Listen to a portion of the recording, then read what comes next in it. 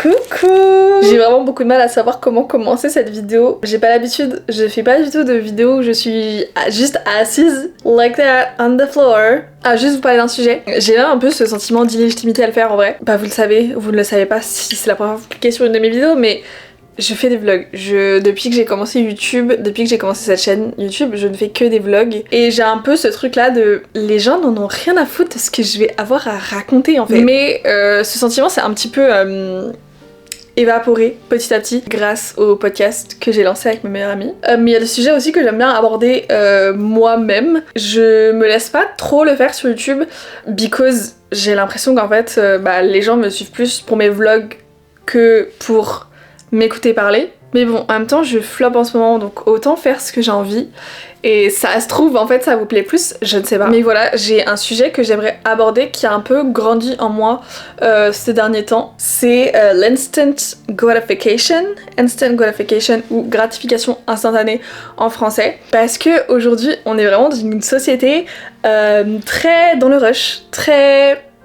It's everything right now. On n'a plus de patience, on n'attend plus trop et qui se traduit sur deux choses dont je vais parler aujourd'hui. Ça va être le temps d'écran d'une part et puis l'achat compulsif, I would say, d'une autre part. Parce qu'on est vraiment dans une société aujourd'hui où faut qu'on ait tout maintenant. On est dans une dynamique de tout est dans le rush et je trouve qu'en fait on perd un petit peu du sens de la vie.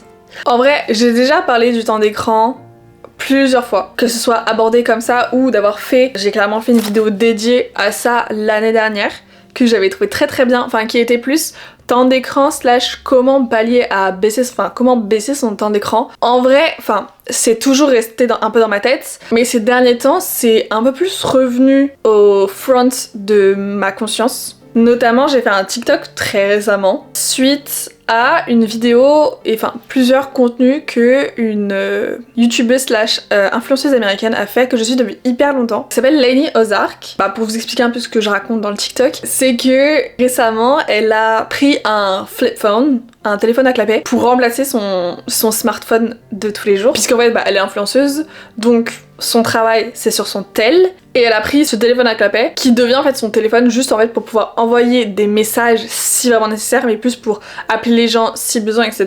Ça va être justement de pallier à ce truc de tout dans l'instantané. Mais en vrai j'aimerais beaucoup réduire mon temps d'écran. Et de l'autre côté, pour plus l'achat compulsif, disons. En vrai c'est un truc qui est petit à petit grandit de plus en plus en moi, une petite graine qui pousse. Et j'ai commencé à avoir de plus en plus de contenu de désinfluencer sur l'achat de tel truc, ou les no buy month, je sais pas, mois de février, t'achètes rien. Pour en fait essayer de vraiment penser à ce que tu vas acheter avant de l'acheter, parce que t'as pas forcément besoin d'un énième mug. Je suis en alternance et en fait à chaque fois, et j'ai fait des stages un peu tous les ans, et à chaque fois que je commence à avoir un petit salaire, je me sens plus poussée, je me dis I'm so rich, je peux acheter ce que je veux. En soi, j'ai pas tort, mais d'un autre côté, en fait, ça a un peu enlevé ce plaisir de l'achat. Je vois un truc, je me dis je peux l'acheter, ok super. En fait, ça se trouve, une semaine après, je me rends compte, en fait, je m'en bats les couilles d'avoir ce truc là, c'était juste sur l'instant, je me disais c'est cool d'avoir ça et d'acheter ça, et le fait de me dire que je peux l'acheter immédiatement, c'est ça qui est cool aussi. Mais ça enlève un peu du plaisir. Et en fait, en travaillant là-dessus et justement en essayant de me retenir un peu plus sur mes achats, je me rends compte à quel point c'est tellement mieux. Anyways, du coup, je vais un petit peu vous expliquer comment je fais pour essayer un peu de sortir de ce truc de instant gratification, même si évidemment je ne suis pas parfaite.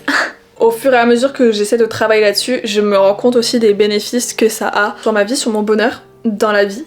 Et donc je me suis dit que c'était important de partager ça, et peut-être que comme moi qui ai regardé, qui ai vu tous ces contenus, ou petit à petit en fait ça a fait pousser une petite graine, peut-être que vous aussi cette vidéo ou d'autres vidéos que vous allez voir ensuite pourront peut-être petit à petit vous aider à vous dire yeah, peut-être qu'elle a raison. Déjà pour refaire un petit peu un bilan par rapport à il y a un an, puisque ça va faire un peu moins d'un an que j'ai sorti la vidéo sur le temps d'écran, l'addiction au téléphone, et j'ai réussi cette dernière semaine à baisser.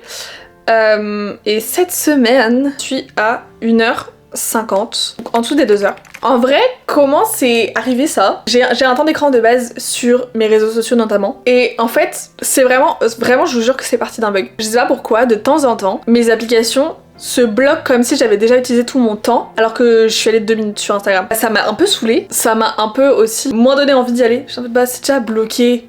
Donc flemme d'aller rentrer mon code en fait. Et comme ça en fait j'y suis allée beaucoup moins, je fais mais waouh, du coup j'y suis pas allée aujourd'hui, quasiment pas, parce que j'avais le truc bloqué. Et donc j'ai encore réduit mes temps d'écran, enfin mes limites de temps d'écran. Et au-delà d'avoir juste une limite de temps d'écran, parce qu'en vrai une limite de temps d'écran c'est un premier pas, mais c'est très facile en vrai de rentrer son code et d'aller plus longtemps dessus. C'est qu'en vrai j'essaie de me concentrer sur d'autres choses et de trouver d'autres choses plus intéressantes à faire. Vous allez sûrement le deviner, mais lire. Et je vais faire un petit mea culpa parce que je suis en train de lire Akowa. En gros dans mon dernier vlog je disais que j'allais sûrement commencer celui-là qui est le 3e de la série et que pour l'instant je comprenais pas la hype, enfin je me faisais un petit peu chier dans la série and I'm sorry parce que j'adore, enfin j'en suis à un peu plus d'un tiers du livre et j'aime trop et vraiment ce livre fait que je vais me poser dans mon canapé et me dire I want to read. La première chose que j'ai fait, j'ai lu pendant une demi-heure dans mon lit. Je suis pas encore sortie de cette addiction de mon téléphone, hein. Mais juste j'essaie de faire des petits gestes qui font que j'y vais moins. Je sais pas, je vais sortir mon chien. Je vais pas forcément avoir besoin de mon tel. Je vais essayer de pas emmener mon téléphone partout, ne serait-ce que dans mon appartement. Je peux laisser mon téléphone dans ma chambre, c'est pas grave. Enfin, je vais pas rater grand chose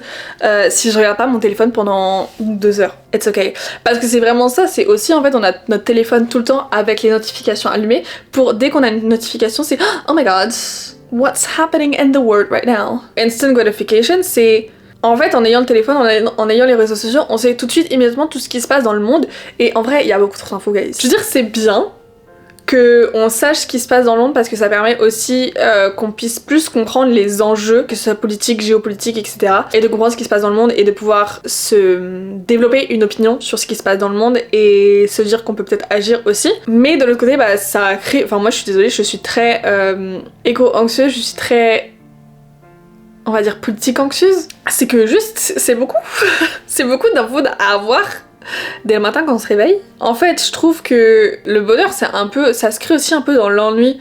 Si on est tout le temps surstimulé... Ok, I'm gonna faire une métaphore. Pour apprécier le soleil, ça va être très cringe. Guys, pour apprécier le soleil, enfin il faut qu'il ait plu. Enfin, s'il fait soleil tout le temps, on a moins ce truc de oh my god, il fait trop beau aujourd'hui. Et c'est comme pour les achats. Bah on va dans un magasin, on se dit this is so cute, I want that. Et tu l'achètes. Et si tu fais tout le temps ça, en fait t'as beaucoup moins de satisfaction d'acheter le truc. C'est-à-dire que t'as une satisfaction instantanée, bah ensuite ok c'est terminé, je l'ai, très bien. Alors que si tu le vois une première fois, tu dis that's nice. Je sais pas si j'en ai vraiment besoin, je vais réfléchir. Et puis tu reviens, tu te dis en vrai j'aime vraiment bien. Et t'attends un peu comme ça et en fait quand tu l'as, c'est tellement plus satisfaisant. Et on peut faire une petite transition parce qu'en fait j'ai repris un peu le journaling et en vrai j'ai un peu un écosystème so cute. Et ma dernière acquisition c'est celui-là qui est vraiment pour faire mon journaling tous les jours. Et il y avait celui-là que j'avais vu dans une papeterie juste à côté de mon travail où j'allais à la pause midi. Je me disais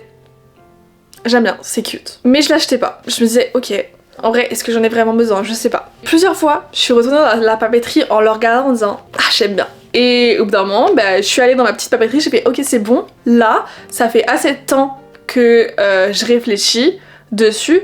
Je sais que là je vais l'acheter, je vais être vraiment satisfaite. Et je l'ai acheté et je suis trop heureuse. Ce qui fait que bah, je journal tous les jours et en vrai c'est trop bien. Ça me permet de un peu tout lâcher, toutes mes pensées etc. et tout ce que j'ai pensé toute la journée. Mais je trouve que journal, je ne sais pas comment, fait que j'ai moins envie d'aller sur les réseaux sociaux. Je sais pas, il y a un lien. I don't know where. Et de l'autre côté, pour les achats, vraiment en fait j'essaie de beaucoup plus réfléchir et je me rends compte, je vois des objets où j'ai vraiment réfléchi avant de l'acheter et j'ai beaucoup plus de satisfaction encore aujourd'hui à l'avoir. J'ai encore ce truc là de waouh, je les aime trop. Je suis un peu dans mon era, vraiment j'essaie de vraiment beaucoup moins acheter aussi. Je fais un no buy carême actuellement parce que je fais le carême. C'est le même concept qu'un no buy month. C'est juste que bah, je n'achète rien de matériel pendant toute la période du carême, donc pendant 1 mois et demi. Je veux dire que demain, enfin je dois claquer 100 balles dans quelque chose, je peux le faire. Mais c'est aussi le fait de réfléchir un peu à ça. Par exemple, il y a quelque chose que j'ai envie depuis pas mal de temps aussi, qui est une enceinte Marshall. J'ai décidé que en fait je l'achèterais quand j'aurai terminé de rédiger ma thèse professionnelle que je dois rédiger pour ma dernière année d'études. Et donc, en m'organisant sur ok, il faut que j'avance régulièrement toutes les semaines, que je fasse tant de pages, etc. J'ai décidé que je m'offrirais cette petite enceinte Marshall à l'issue de cette thèse. Et ce qui fait qu'en fait aussi, c'est gagnant-gagnant dans le sens où bah du coup je suis un peu en... Je me dis chaque page que j'écris me rapproche un petit peu plus de mon enceinte Marshall. Voilà, je suis très contente de cette évolution dans ma vie parce que en vrai je suis quelqu'un de base de assez matérialiste et assez consommatrice. Et en fait c'est ça un peu le message, c'est d'accepter que bah, la vie ça peut être lent et c'est plus agréable en fait quand t'acceptes un peu cette lenteur et que t'acceptes aussi un peu l'ennui. Enfin t'as le droit de t'ennuyer de temps en temps, mais c'est bien ce qui fait qu'en fait si tu t'ennuies de temps en temps tu vas beaucoup plus avoir de satisfaction. Encore une fois reprenez mes métaphores météorologiques, c'est ce qui illustre le mieux. Même si vous vous dites ok c'est vrai je vais essayer de baisser mon temps d'écran et tout, qu'on n'y arrive pas tout de suite, enfin ou que on y arrive un petit peu pendant une semaine puis on retombe un peu dedans, enfin c'est normal aussi, c'est littéralement une addiction, donc bah il y a des rechutes, et voilà. En vrai j'espère que ça vous aura aidé à peut-être commencer une réflexion sur ce sujet de gratification instantanée et que c'est pas forcément quelque chose qui va vous apporter le plus de bonheur sur le long terme. C'est pas non plus de se dire je n'achète plus rien de ma vie et je ne me fais plus jamais... Enfin, je n'ai plus le droit d'avoir un coup de cœur sur quelque chose, mais c'est une balance à avoir en fait et voilà. J'espère que ça en aura aidé ne serait-ce que quelques personnes, et puis on se revoit très bientôt. Bisous!